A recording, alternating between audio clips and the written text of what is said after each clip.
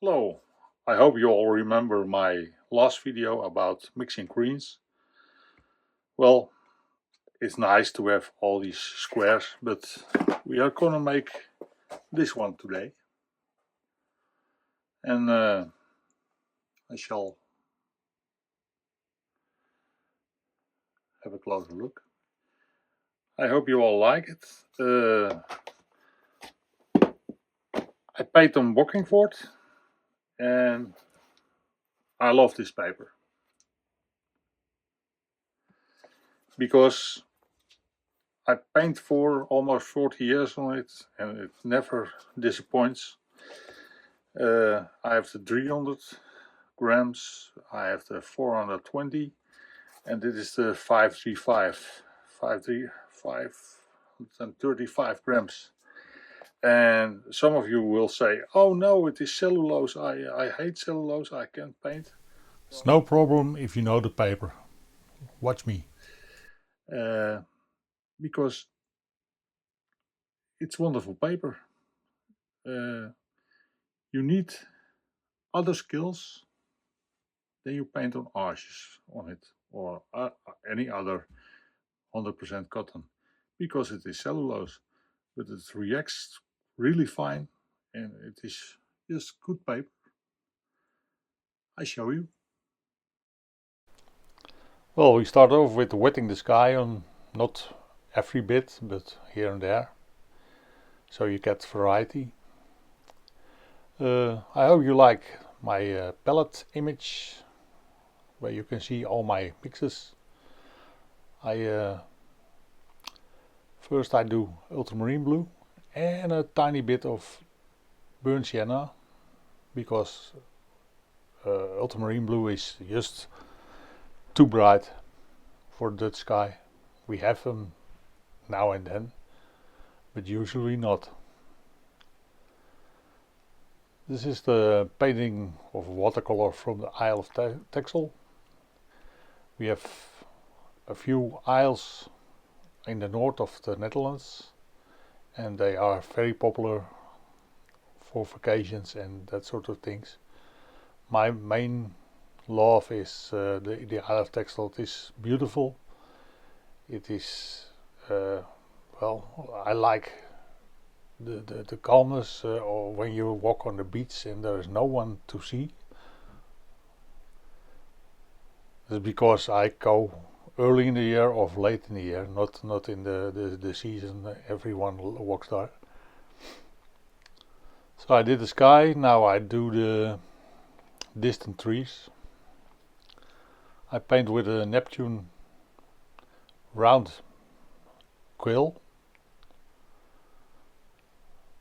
They keep a lot of pigment and water. It's a bit like a squirrel brush. The mix is ultramarine blue and a bit of brown matter, so you get a bit of a purple look.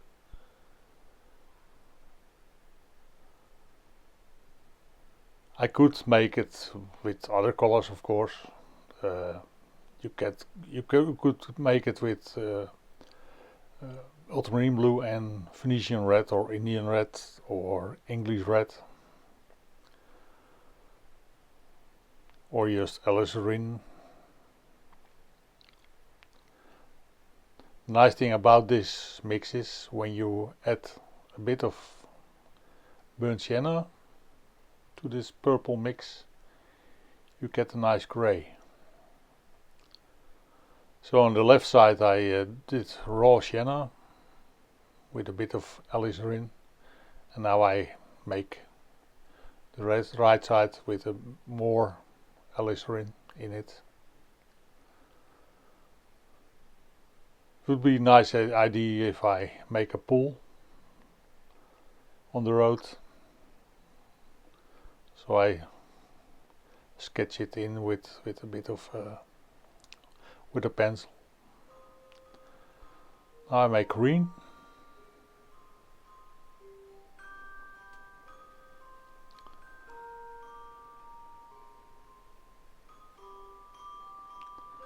and a darker green on top, just to make variation.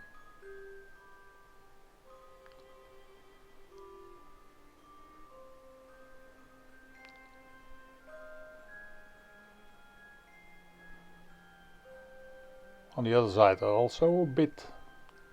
If you want to know what colors there are on my palette, my video about greens, I have an intro from all the colors. But in this particular video I use cobalt blue, ultramarine blue, brown madder,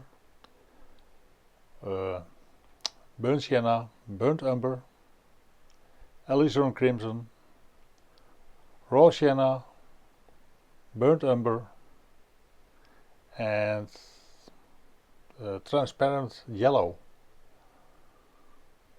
No cadmiums in this one. As you know, the paper is Bockingford.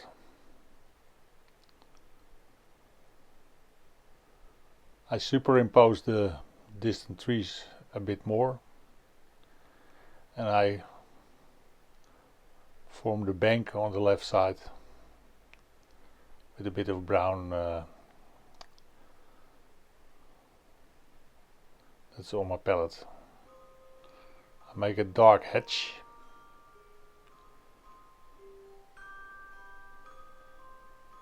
And give some darks on the field on the right.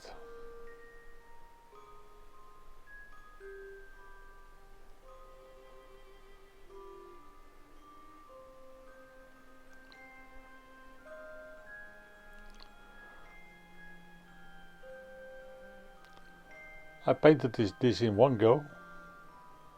It was possible because it was very warm yesterday and it dried very quickly.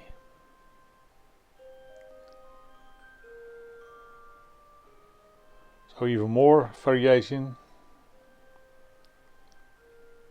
in the greens. And as you see, I can do 2, 3, 4 layers on this cellulose paper, and it's so easy. Bockingford is one of my favorites. I love Sanders Waterford too, and Milford, but if I may choose one paper, I choose Bockingford.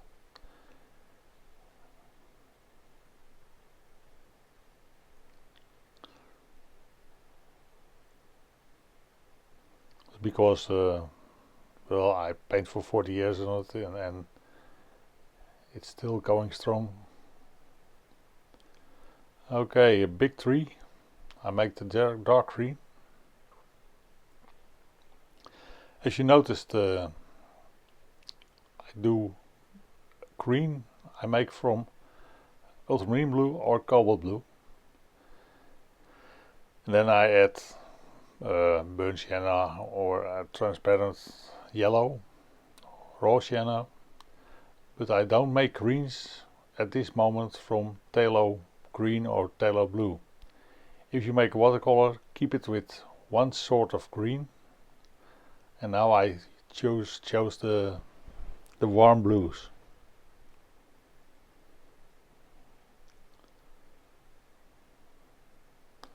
I cut out the roof from the buildings with the greens. First time I did it with a dark green, and on top a lighter green.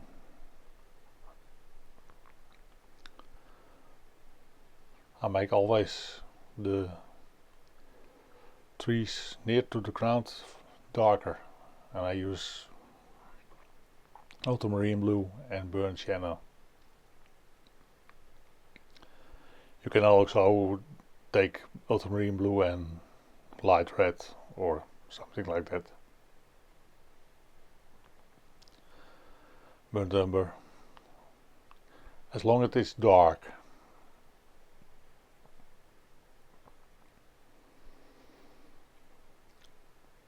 And from every watercolor there is variation please the eye.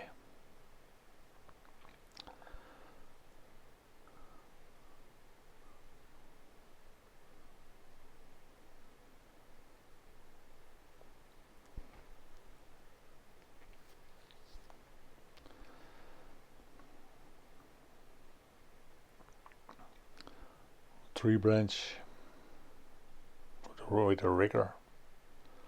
All my brushes are from Princeton, and I use MaimeriBlu paint. As you notice, my palette, I use a lot of colors, and they are all bright.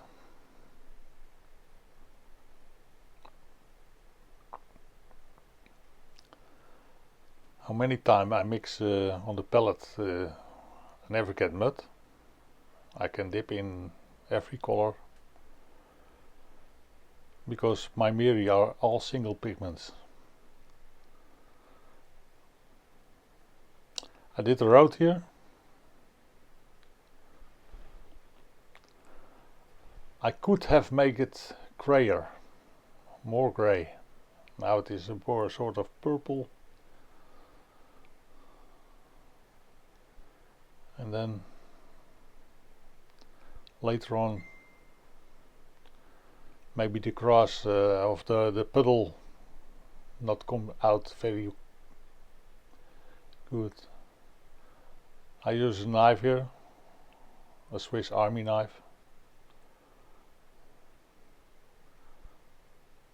I could have waited until it was dry.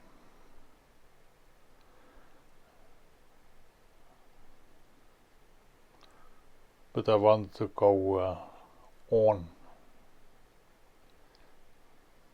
because the charm of watercolor is always go quick and make the happy accidents. Darks with some nail work.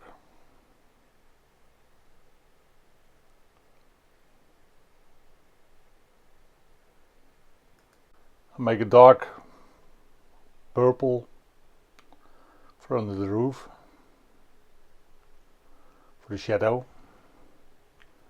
It's probably not dark enough, but I fix that later. Now a brownish color for the other roof.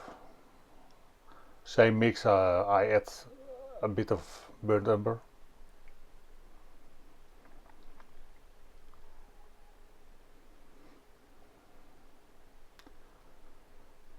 Mixing up dark for under the roof later on. Now I do the windows. Often the windows are painted blue, but I chose here for black or grey. Some poles. The Netherlands is full of poles. Everywhere you look is a pole and a fence.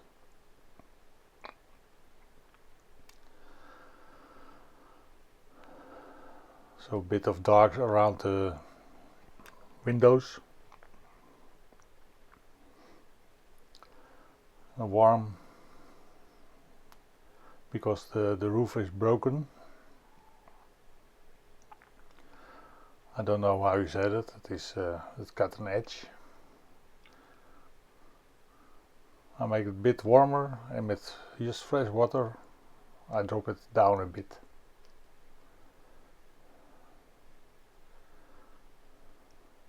I make it, if it is a wooden shed, it's not, but it looks nice. And if it looks nice on your watercolor, it is nice.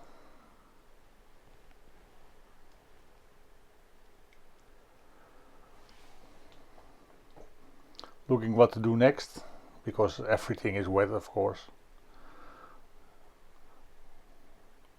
Make a green again, so I lose the underside of the house.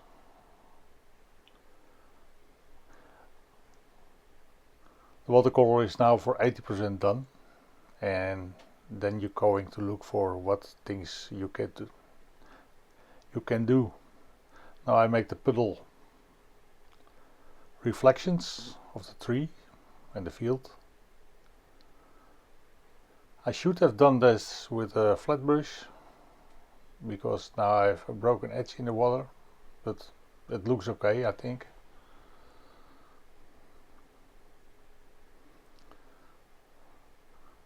Puddles are much easier on a half sheet. This is a quart sheet, 28 by 38 centimeters. I don't know how much that is in inch. Well, some extra poles. I don't do this because they are there, but because the center of interest has always more details than the rest of the painting. If you enjoy this kind of painting, consider subscribing. It really helps the channel grow, and I like to keep it ad free as long as possible. I made the dark edge along the puddle, a bit more detail on the poles.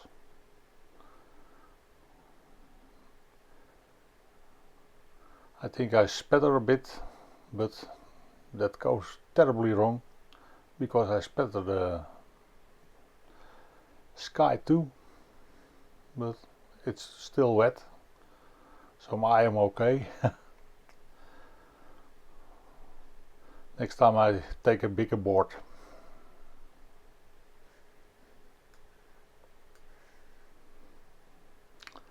Well, the watercolor demands a bit of more trees on the end. It dried a bit light, so I make more trees. So I hold my palette for more spatter in the field, but they are a bit big, so I lose some. You must not overdo that spatter thing, because it looks good, but don't do it too much. I believe this is the 4th layer of green on cellulose paper. How is that possible? Well, one of the things is use soft brushes. The Aqua from Princeton are somewhat like Kolinsky, and that is beautiful hair. I need some more darks there, because the dark is dark and the light is light next to each other, and you see, I just do that. A bit more reflections.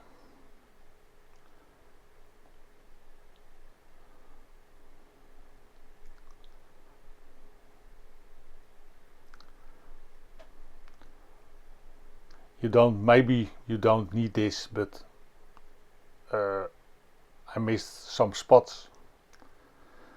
I dried for a bit because my hand begins to smudge some places.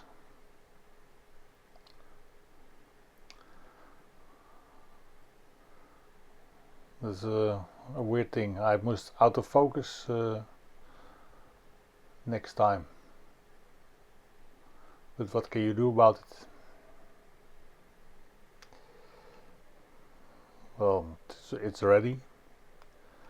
So now we do the last things.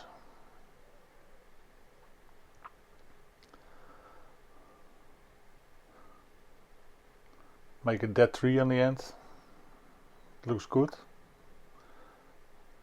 But on the other side are 2, thus I make here 3. A lively one and 2 dead ones.